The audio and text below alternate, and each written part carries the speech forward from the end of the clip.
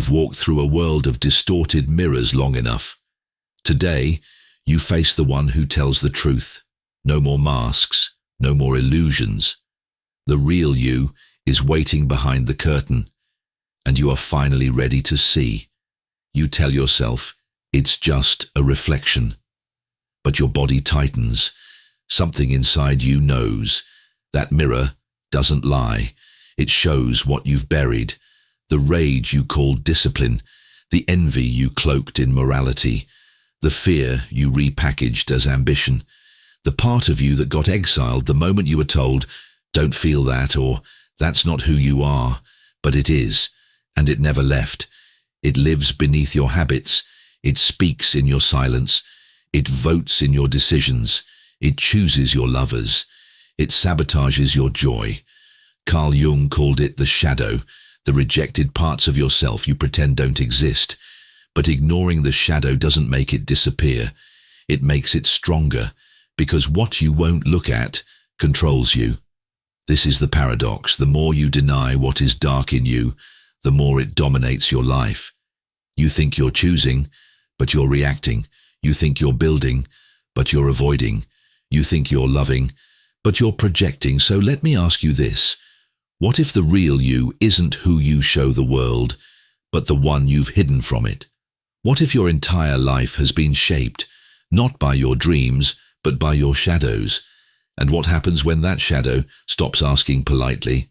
Let's pull back the curtain and step into the mirror. The tragedy of modern life is not that we are broken.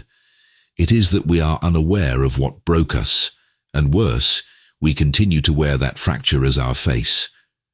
To understand why the shadow governs us, we must descend into the forgotten architecture of the psyche, where Carl Jung left breadcrumbs not for comfort, but for confrontation.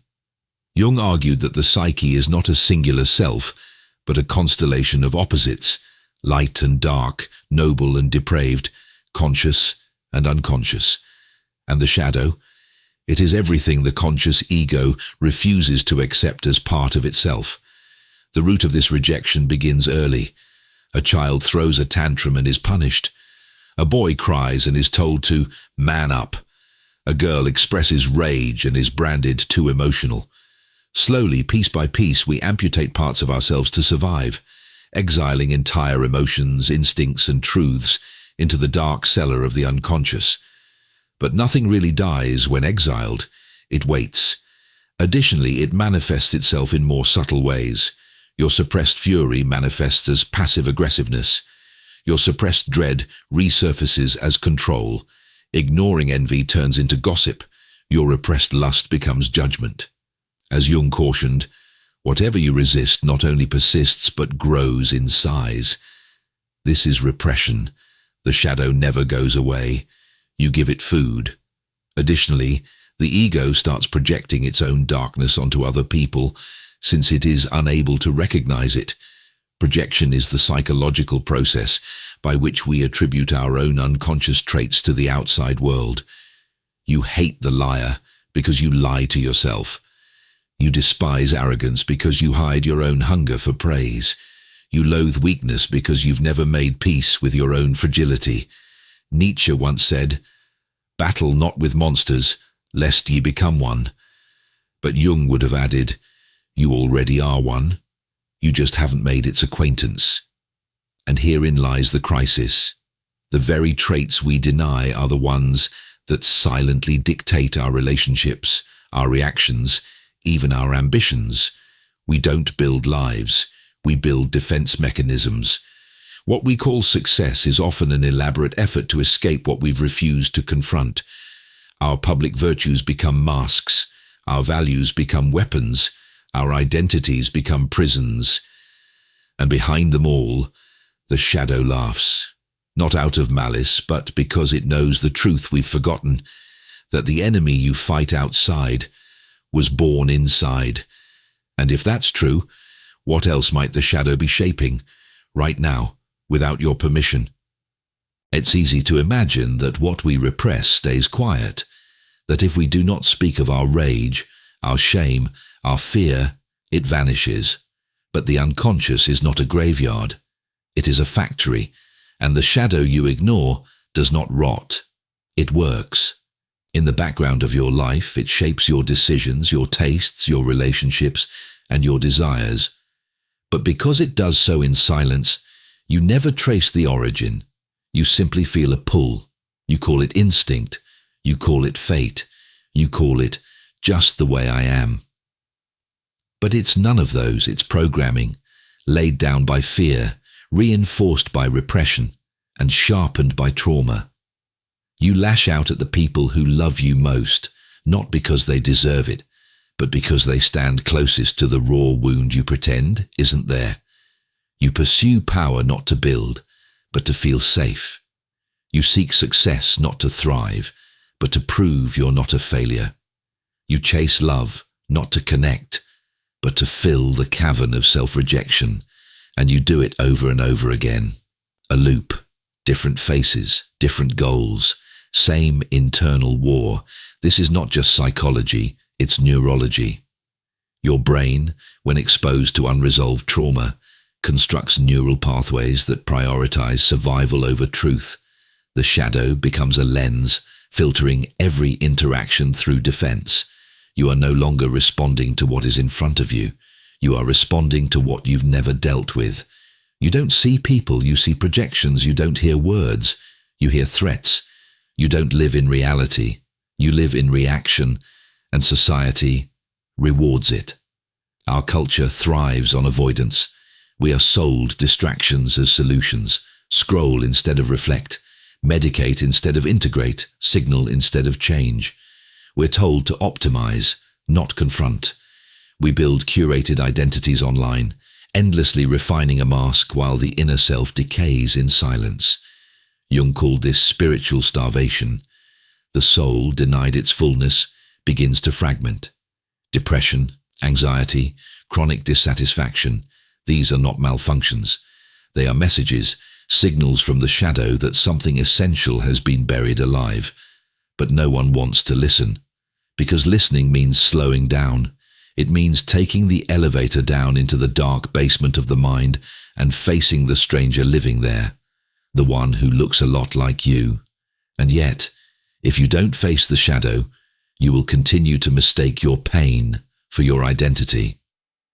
You will build a life around your wound. You will teach your children your patterns. You will normalize dysfunction. You will call fear maturity and numbness peace. And one day you'll look in the mirror and wonder why the eyes staring back are hollow. But it doesn't have to end there. The mirror can be broken. The cycle can be undone, if and only if you're willing to rebel. To rebel against the shadow is not to destroy it. It is to integrate it. And this may be the most counterintuitive truth of all. Your healing begins not by becoming more light, but by turning toward your darkness. Carl Jung didn't ask us to be saints. He asked us to be whole. He warned that the path to true individuation, the full expression of the self, required a descent into the very things we have spent our lives avoiding. The rebellion begins when you stop running, when you sit with your jealousy instead of justifying it, when you feel your rage instead of moralizing it, when you trace your cruelty back to the pain it was born from. This is not spiritual bypassing. This is psychological alchemy. You must become the philosopher of your own soul, willing to descend into your inner underworld, not with a sword to slay a monster, but with a lamp to illuminate what was lost. This was the wisdom of the ancients. The Egyptian journey through the Duat, the Greek katabasis, Dante's descent into hell. The story was always the same. Go down to rise, lose yourself to find your soul, but don't expect applause.